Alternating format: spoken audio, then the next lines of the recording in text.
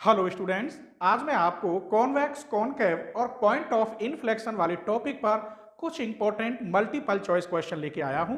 तो इससे पहले आपको ये पूरी जानकारी होनी चाहिए कि कॉन्वेक्स, कॉनकेव और पॉइंट ऑफ इन्फ्लेक्शन क्या होते हैं। इसलिए मैं डिस्क्रिप्शन में इस टॉपिक की लिंक भी दे दूंगा। तो चलिए, आज तो मैं केवल आपको ऑब्जेक्टिव क्वेश्चन कराऊंगा जो कंपटीशन के तौर पर और बीएससी क्लासेस के तौर पर वेरी वेरी इंपॉर्टेंट है। तो कुछ डेफिनेशन मैंने लिख ली हैं, पहले उन्हें समझाता हूं, फिर आपको सॉल्व करके दिखाऊंगा। जैसे मैंने ये नोड की डेफिनेशन लिखी है। तो नोड जो होता है, इसकी अगर नोड की पूरे डायग्राम, नोड, कंजुगेट पॉइंट और कस्प, इन तीनों के विद डायग्राम की पढ़ाया है मैंने, और लिंक भी डिस्क्रिप्शन में दे दूंगा, ठीक है। तो नोड की डेफिनेशन कह रहा है tangent at the double point of the curve are real और डिस्टिंक्ट। नोड की कर्व अगर सॉल्व करोगे तो वहां जो लाइन बनेगी स्ट्रेट लाइन, वो रियल होंगी और कैसी होंगी, अलग अलग होंगी, ठीक है। दूसरे कस्प के लिए कैसी होंगी, कॉन्सिडेंट होंगी। कॉन्सिडेंट कहते हैं सेम। कैसी होंगी, यहां कॉन्सिडेंट होंगी, तो ये ध्यान रखोगे, कस्प के लिए कॉन्सिडेंट और नोड के लिए real and distinct. Distinct means अलग अलग। आइए कंजुगेट में केवल कंजुगेट पॉइंट या आइसोलेटेड पॉइंट, इसमें जो टेंजेंट के डबल पॉइंट होंगे वो कैसे होंगे, इमेजनरी होते हैं, ठीक है। कैसे होंगे, इमेजनरी होंगे। तो आपको ये तीनों मालूम होने चाहिए, रियल एंड डिस्टिंक्ट नोड में, और कस्प में कॉन्सिडेंट, और कंजुगेट पॉइंट या आइसोलेटेड पॉइंट एक ही बात होती है, इसमें इमेजनरी होते हैं। तो इन्हें कभी नहीं भूलोगे। दूसरी एक और डेफिनेशन लिखी है, a curve is convex at P to the axis of x if y D square Y upon D x square positive, y D square Y upon D x square negative, या zero, या चौथा option होगा none of these. तो ध्यान रखोगे, इसका ए part सही है, पॉजिटिव। कब, जब यहां कॉन्वेक्स लिखा हो, एक्स एक्सिस पर Y into D square Y upon D x square क्या होता है, पॉजिटिव। इसी कर्व को कर्व इज कॉनकेव लिखा हो, क्या हो, concave at P to the axis of x if, तो इस कॉनकेव के लिए Y D square Y upon D x square क्या होता है, नेगेटिव। ये रॉन्ग है, पॉजिटिव नहीं होता, जीरो के बराबर भी नहीं होता, सिर्फ क्या होता है, नेगेटिव। तो कॉन्वेक्स के लिए पॉजिटिव और कॉनकेव के लिए नेगेटिव। ये मैंने डायग्राम के हिसाब से सब पढ़ाया है कि कॉनकेव अपवार्ड कब होता है, कॉनकेव डाउनवार्ड कब होता है, पॉइंट ऑफ इन्फ्लेक्शन हम कैसे निकालते हैं, ठीक है। अगर आपको कोई टॉपिक सर्च करना हो, सपोज करो यही सर्च करना हो, कॉन्वेक्स और कॉनकेव, तो आप लिखेंगे convex and concave BSc coaching Aligarh. अर्थात कोई भी टॉपिक आपको सर्च करना हो, उसके साथ चैनल का नाम जोड़ दें, ठीक है। वैसे मैं इसकी पूरी प्लेलिस्ट की लिंक भी डिस्क्रिप्शन में दे दूंगा कि आपको कहीं दूर जाना ना पड़े, आराम से आपको मिल जाए, ठीक है। तो चलिए अगला टॉपिक देखते हैं। ये कह रहा है point of inflection at P. Point of inflection में पोलर फॉर्म में बताया है। पोलर फॉर्म में क्या होगा, ये सही है, ये सही है, ये सही है, या ये सही है। अब इसमें मैं बताऊं, मैंने आपको रेडियस ऑफ कर्वेचर यानी रो पढ़ाया है। जब आर व थीटा में रिलेशन हो तो रो हम कैसे निकालते हैं। तो जो रो का वहां फॉर्मूला है, उसके नीचे वाला पार्ट यहां क्या कहलाता है, पॉइंट ऑफ इन्फ्लेक्शन, और वो पार्ट ये है ऊपर वाला। ध्यान रखोगे तो ये पार्ट इसका सही है। आर स्क्वायर प्लस होता है यहां two d r upon d theta का whole square minus r into D square r upon d theta square equal to zero. तो ये भूलोगे तो नहीं, क्लियर। तो चलिए, अब ये मैंने तीन क्वेश्चन यहां 8, 9 और 10 तो मैंने इसी में समझा दिए थे, इनमें सॉल्व करने की बात नहीं थी। इनमें मुझे कुछ सॉल्व करने होंगे जो आपको बताऊंगा। फिर भी आपसे रिक्वेस्ट कर रहा हूं कि आप इसकी पूरी प्लेलिस्ट देख लें। केवल 2 ही वीडियो हैं शायद इसकी, जो कि छोटा सा टॉपिक है, तो आपकी समझ में बहुत अच्छी तरह आ जाएगा ये, क्लियर। और प्लीज अपने फ्रेंडों को जरूर शेयर करें, ठीक है। तो चलिए देखते हैं।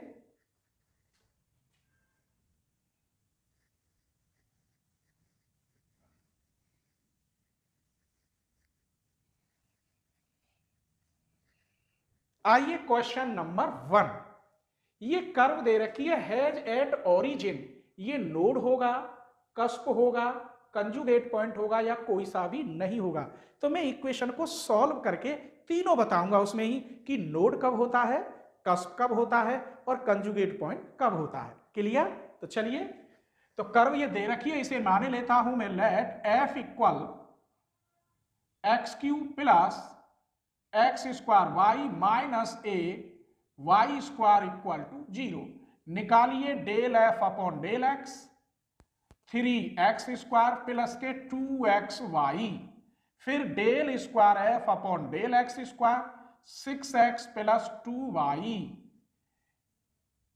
आगे चलिए del F upon del Y, यहां एक्स स्क्वायर माइनस 2ay, फिर del square F upon del Y square करेंगे 0 माइनस के 2a। इसका x के रेस्पेक्ट कर दो, चाहे इस वाले का y के रेस्पेक्ट कर दो, del square F upon del x del Y, इसका x के रेस्पेक्ट करेंगे तो कितना आएगा 2x। अब पूछ रहा है एट ओरिजिन पर, एट 0 0 पर वो लिख रहा है, तो इसकी वैल्यू अगर यहां x की वैल्यू 0 y की 0 तो 0 0 रखेंगे 0, यहां रखूं 0 यहां रखूं 0 यहां में, तो ये तो केवल कांस्टेंट इसमें रखेंगे, इसमें नहीं, इसमें तो ये तो माइनस के 2a आ गया। अगर इसमें x की वैल्यू यहां 0 रखूं तो ये भी 0। जिस पॉइंट पर पूछता है या तो उस पॉइंट पे निकालते हैं, अगर नहीं पूछता तो इक्वेशन ये फर्स्ट और ये इक्वेशन सेकंड, इन दोनों को हम सॉल्व करते हैं, एक्स वाई की जो पॉइंट मिलते हैं उन पॉइंटों पर फिर हम निकालते हैं, बशर्ते वो डबल पॉइंट या मल्टीपल पॉइंट होने चाहिए। इसीलिए तो कह रहा हूं कि प्लीज आप पूरे लेक्चर देखें, लिंक डिस्क्रिप्शन में है, ठीक है। आइए तो अब फॉर्मूला क्या है, नोड और कस्प और कंजुगेट पॉइंट या पॉइंट ऑफ इन्फ्लेक्शन पहचानने का। चलिए, del square F upon del x del y is greater than इसका होल वर्ग, del square F upon del x square into del square F upon del Y square, del square F upon del x del Y का whole square equal to del square F upon del x square del square F upon del Y square, del square F upon del x del Y का whole square is less than del square F upon del x square del square F upon del Y square. मैंने तीनों लिख दिए। आइए, अगर ये बड़ा है किसी भी पर्टिकुलर पॉइंट पर जो निकलवाए या निकले हुए हों, तो ये नोड कहलाता है। क्या कहलाता है? नोड। अगर ये दोनों बराबर आ जाएं किसी पॉइंट पर, जैसे मैं यहां रख के दिखाऊंगा, तो उसे हम कस्प कहते हैं। अगर ये छोटा हो और ये बड़ा आ जाए किसी पर्टिकुलर पॉइंट पर जिस पर निकलवाए, तो ये कहलाता है कंजुगेट पॉइंट। आइए, ये तो मैंने बता दिया आपको कि कब क्या क्या होता है, लेकिन उसने पूछा था 0 पर, और 0 पर इसकी वैल्यू कितनी है? यहां 0, सपोज करो यहां 0 है और इसकी वैल्यू है -2a। यहां दिखा रहा हूं इसकी वैल्यू आई 0, इसकी वैल्यू आई -2a। अब इधर देखो, इसकी वैल्यू भी आई 0। अब इधर देखिए, इसकी वैल्यू 0, इन दोनों की गुणा करोगे 0, तो 0 बराबर 0, और बराबर किस में होता है? कस्प में। इसका मतलब B is the right answer. Clear, समझ में आ गया? अगर ये बड़ा होता इन पॉइंटों पर ही तो क्या होता? नोड। अगर ये छोटा होता तो क्या होता? Conjugate point. तो इसी में से क्या क्वेश्चन बन गए? 3 क्वेश्चन आपके तैयार। क्वेश्चन नंबर 2 देखिए, double point will V node if the value, ये दे रखी है, नोड कब बनता है? चलिए इसे ले जाते हैं। Del square F upon del x square del x y का whole square minus del square F upon del x square del square F upon del Y square. कब बताया था? जब ये बड़ा हो तो यहां पॉजिटिव, इसे इधर ले जाओ, del square F upon del x del Y का होल स्क्वायर, तो del square F upon del x square del square F upon del Y square. ये कंडीशन पॉजिटिव हो तब क्या कहलाता? नोड। तो मैं यहां इधर ले गया, तो ऐसे मैंने बताया था। इसका मतलब कौन सा सही है? B is the right answer, positive. Negative पे क्या होता? Conjugate point. और 0 आता तो क्या होता? कस्प। क्लियर, समझ में आ रहा है? चलिए आगे देखते हैं तीसरा question. A curve is convex, ये कॉन्वेक्स है, कॉन्वेक्स अपवार्ड कब होता है? जब D square Y upon D x square is less than 0। अभी बताया था डेफिनेशन में, इसका मतलब B is the right answer. Clear, समझ में आ रहे हैं? इसके साथ इंटीग्रल कैलकुलस वो भी आपको देखना है पूरा, उसकी जैसे रेमान इंटीग्रल आपको देखना है, Riemann integral multiple choice question BSc coaching Aligarh, तो सारे एमसीक्यू निकल के आ जाएंगे। कोई भी टॉपिक देखना हो जिसका सब्जेक्टिव या ऑब्जेक्ट, सब्जेक्टिव देखना है तो फिर केवल आपको लिखना था रेमान इंटीग्रल बीएससी कोचिंग अलीगढ़। यदि ऑब्जेक्टिव भी देखने तो उसके साथ जोड़ दो मल्टीपल चॉइस क्वेश्चन, तो सारे निकल के आ जाएंगे। ठीक है, तो चलिए अगला क्वेश्चन देखते हैं। क्वेश्चन नंबर लेते हैं 4। Eight the point of inflection, point of inflection के लिए क्या करते हैं, यही कर्व दे रखी है, यही वाली। इसमें क्वेश्चन आएगा, ये रहा, has the point of inflection. तो मैं पहले 6 क्वेश्चन को बता रहा हूं, ठीक है। तो इसने ये जो y दे रखी है, ये f होता है, यहां मैं f लिख देता हूं, कायदा में चौक मैंने f से बताया, तो f इक्वल या y रहने दो, चलो। तो y इक्वल दे रखा है x cube minus 3x square minus के 9x प्लस के 9।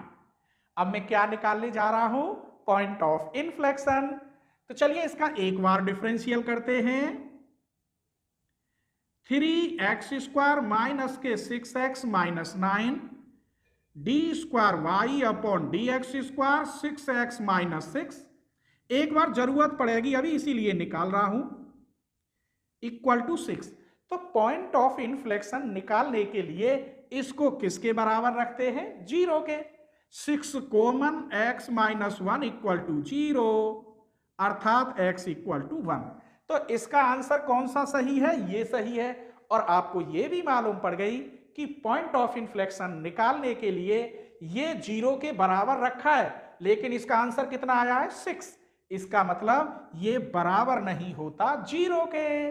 तो आइए, कौन सा पूछ रहा था, ये at the point of inflection, ये सही है ए पार्ट या बी पार्ट या C part. D square Y upon D x square equal to 0, D cube Y upon D X cube बराबर नहीं है 0 के, या डी पार्ट, बताइए। यहां से देख लीजिए, सी इज द राइट आंसर। आइए क्वेश्चन नंबर 5 देखते हैं। A double point on the curve is a cusp. Cusp के लिए कह रहा है इफ टेंजेंट आर, तो कस्प के लिए मैंने अभी डेफिनेशन लिखवाई थी, पहली बार के यहां ऊपर लिखे देता हूं। तो कस्प के लिए रियल एंड डिस्टिंक्ट नहीं, रियल एंड डिस्टिंक्ट तो नोड के लिए होती है। रियल एंड कॉन्सिडेंट, ये बिल्कुल करेक्ट आंसर है। रियल एंड कॉन्सिडेंट, कॉन्सिडेंट कहते हैं सेम, तो कॉन्सिडेंट और रियल किसके लिए होती है, कस्प के लिए। और इमेजनरी किसके लिए होती है, कंजुगेट पॉइंट के लिए, भूलोगे तो नहीं। चलिए नेक्स्ट क्वेश्चन, 6 मैंने अभी कर दिया, तो इसका आंसर कौन सा है 5 का, real and distinct, A is the right answer node के लिए। चलिए क्वेश्चन नंबर 7 देखते हैं। A double point on the curve is node, node के लिए if the tangent are real and distinct, real and coincident, imaginary and distinct and none.